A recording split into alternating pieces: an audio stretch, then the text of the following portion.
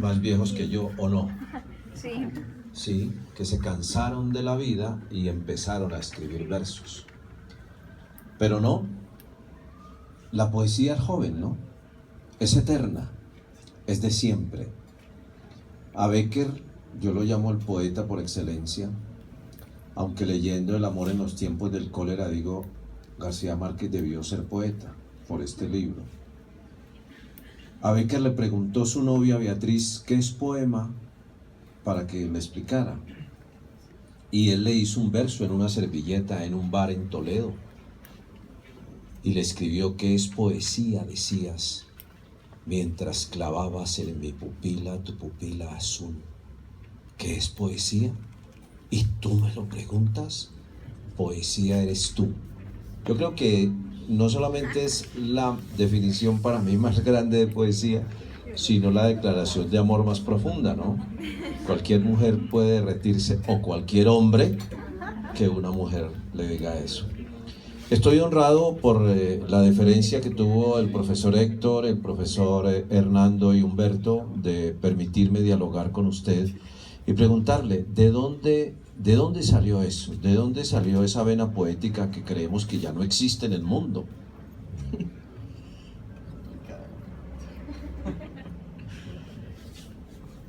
Comparto completamente la idea de que, digamos, se piensa a veces que la poesía es vieja, ¿no? O es para gente vieja.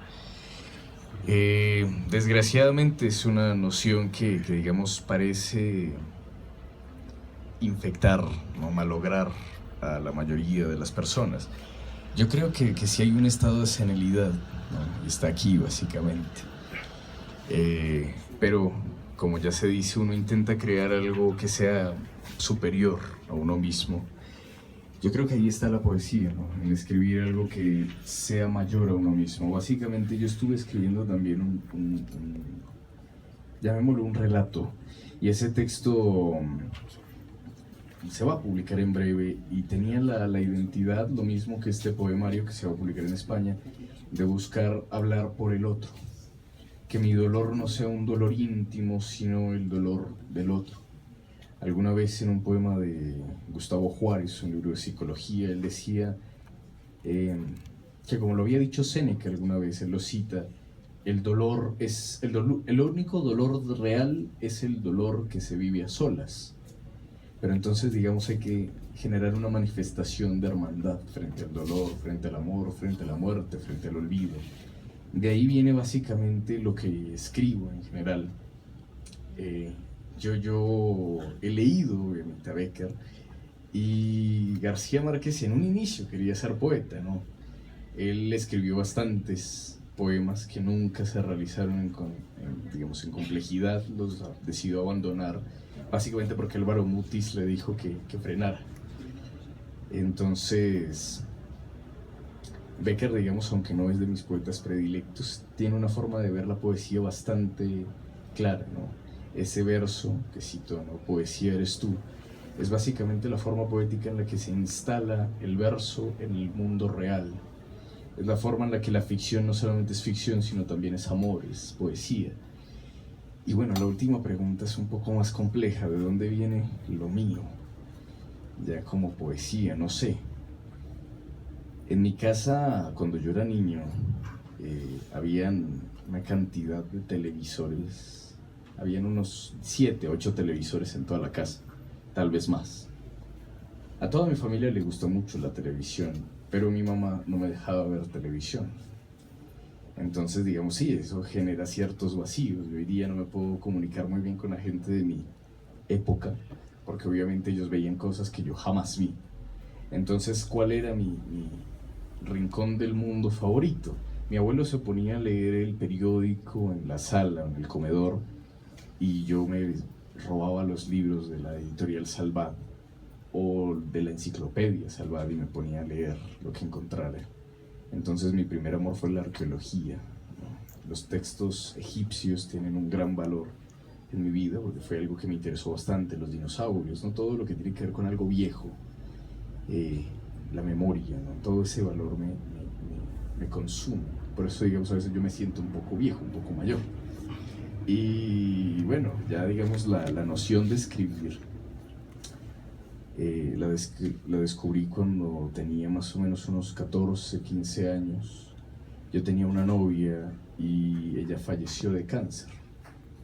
Entonces eso me llevó a comenzar con un proceso escritural. Digamos, yo necesitaba exorcizar eso, que es lo que el profe Héctor leyó, ¿no? En 2011 se publica un texto que se llama Olor a Muerte, que es básicamente eso, mi vida con ella, lo que hacíamos, y al final cuando ella se muere, no es que ella se muera, sino que ella se va, y el joven que se queda atrás se suicida, ¿no? Muy romántico, muy a lo Werther de Goethe, por ese lado.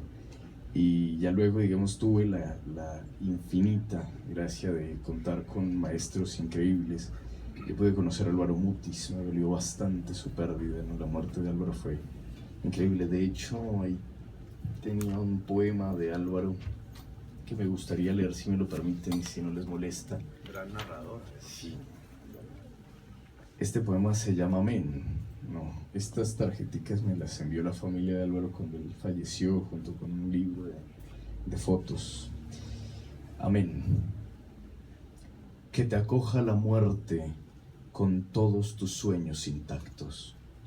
Al retorno de una furiosa adolescencia, al comienzo de las vacaciones que nunca te dieron. Te distinguirá la muerte con su primer aviso, te abrirá los ojos a sus grandes aguas, te iniciará en su constante brisa de otro mundo. La muerte se confundirá con tus sueños y en ellos reconocerá los signos que antaño fuera dejando, como un cazador que a su regreso reconoce sus marcas en la brecha. Ese poema de Álvaro es digamos, lo que a mí me queda, ¿no? Al final de su muerte, fue lo que más lamenté, leer este poema de nuevo. Y luego, digamos, conocí a Juan Gelman, ¿no? Que también falleció, a José Emilio Pacheco, que también falleció, y luego, y por último, a Leopoldo María Panero, ¿no? Lo llamaban el poeta loco. Estuvo bastante tiempo recluido en un sanatorio mental y escribía su poesía desde allá. Finalmente también lo conocí, también falleció. Entonces, pues digamos, he tenido como... Y pues, digamos, Juan Gelman fue premio Cervantes, Álvaro Mutis también. Entonces, la cercanía con ellos, yo creo que básicamente es lo que más me inspira en este momento.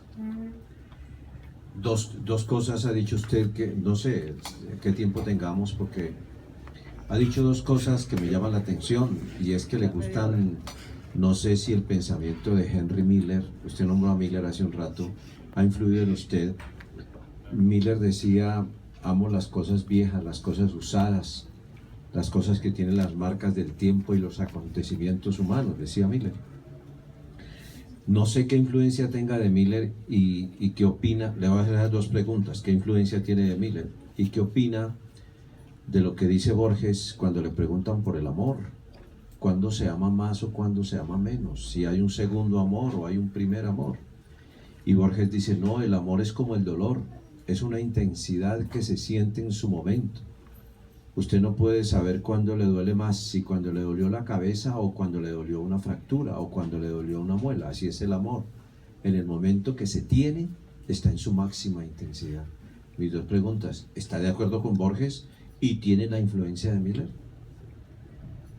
Bueno, en el caso de Henry Miller, digamos, Miller para mí es un gran marco de referencia en términos, digamos, de lo que es toda la filosofía del lenguaje, ¿no? Porque Miller es capaz de arrastrar toda una corriente y una forma de hablar muy estadounidense, digamos, a su forma de escribir. Eso, al igual que lo hizo Céline, ¿no? Es sumamente valioso. Y pues también, digamos, ejerce una fuerte influencia en muchos otros escritores latinoamericanos. Sí hay una influencia, pero yo diría que es bastante mínima. O sea, lo que pasa es que mis lecturas, por ejemplo, el tema de Miller, de la vejez, me interesa en el sentido abstracto de lo que para Miller es en sí la vejez. Pero me gusta más, digamos, escuchar el poema de Las cosas viejas de José Asunción Silva, ¿no? Donde no solamente es lo viejo lo que a él le gusta, sino que cada cosa tiene una propia voz. y cada cosa tiene una historia que contar. A mí me gusta mucho más lo abstracto, ¿no? Entre Faulkner y Hemingway, ¿no? Por la brutalidad del texto, ¿no? La forma ruda en la que se cuentan las cosas, las experiencias y al mismo tiempo la poesía, ¿no? ¿Por qué meto a Hemingway en esto? A Hemingway alguna vez le preguntaron, su esposa, Martha Gellhorn, le escribe una carta diciéndole, ¿qué estás haciendo? Hemingway en ese momento estaba escribiendo y habían tenido una pelea tenaz. Él se había quedado con unos amigos y finalmente pues, los amigos habían tenido que ir. Hemingway estaba en la casa en Cuba completamente solo, terriblemente borracho, cerca de ganar el premio Nobel, ya se había ganado el Pulitzer. Y entonces Hemingway le escribe, también como muy Becker lo haría antes, en un pedazo de papel que se encuentra, de su puño y letra, sin la máquina de escribir, que es como digamos lo más llamativo en Hemingway, ¿no? Que Hemingway siempre escribía de pie y en una máquina de escribir y con un vaso de coñac o de whisky al lado, o de borbón. O mojito, el mojito. Exacto, el mojito en Cuba. Entonces sí, ¿no? Hemingway estaba ahí y muy de la mano de él, no cogió la máquina de escribir para nada, le escribe, amor, has envenenado mi máquina de escribir. Entonces él ya no le puede escribir con la máquina, tiene que hacerlo con sus manos, ¿no? Ahí está, digamos, la representación del amor en Hemingway y es algo que comparte completamente Borges, yo estoy completamente de acuerdo. El amor es algo... es lo contrario al efímero, ¿no? Lo efímero es aquello que se pudre banalmente, pero digamos la poesía es capaz de rescatar perfectamente el amor y lo hace de una manera honda y no importa, digamos, la forma en la que sea hecha. Si a Borges, digamos, la concepción del amor le parece momentánea, o sea, si sucede en el momento y no es capaz, digamos, de diferenciarla entre el momento pasado y el presente, es porque a Borges le duele la memoria, ¿no? Por eso dice, ya somos el olvido que seremos, ya somos en la tumba las dos fechas, el principio y el fin, ¿no? Y eso me parece sumamente interesante en Borges. Iba a añadir algo y se me olvidó. Por el olvido. Hay un poeta, no sé si será Arciniegas, que precisamente habla del olvido y dice, el olvido es tan débil, tan fugaz y cobarde, que le pesa la vida cuando llega la tarde y claudica el conjuro de una vieja canción. De pronto muchos de los que estamos acá quisiéramos aprender algo no tanto de poesía, pienso yo, porque esto despierta, es un espíritu creativo. Creo que esto tiene que repetirse, este tipo de eventos. ¿Qué decirnos de su parte a nosotros que de pronto queremos hacer poesía o escribir poesía o cometer poesía, como dice uno cuando dice que no es tan sabio para hacerlo, porque esto requiere de una sabiduría? No solamente el corazón escribe,